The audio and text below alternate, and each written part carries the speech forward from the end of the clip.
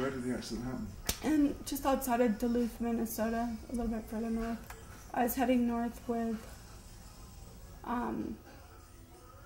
my first love and my sister and her then boyfriend, who she's now married to. And we were in Earl's car, his car, a little red Ford Fiesta.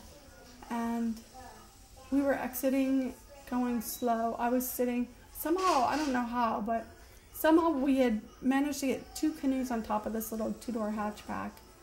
And we had all our luggage in the back, so we only had half a seat left in the back.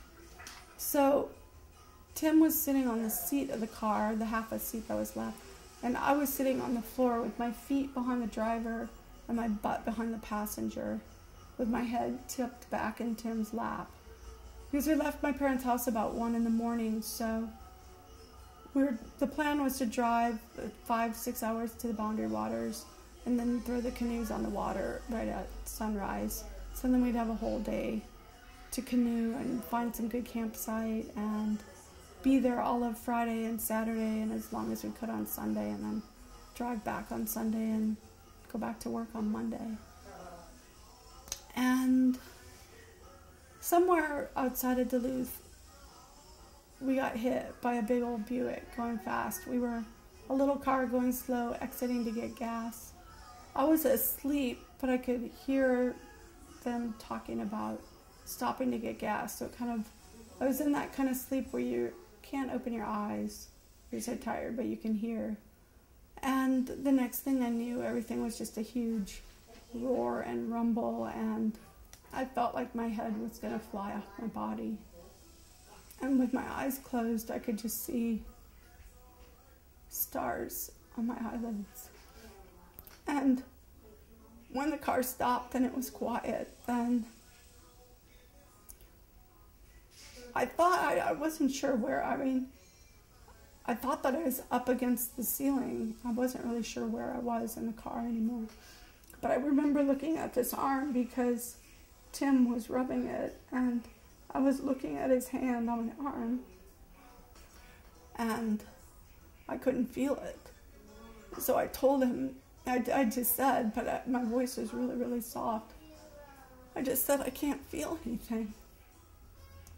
I can't feel anything. And I think it was pretty much a whisper, because at that point my neck was already broken and I'd lost 2/3 of my diaphragm.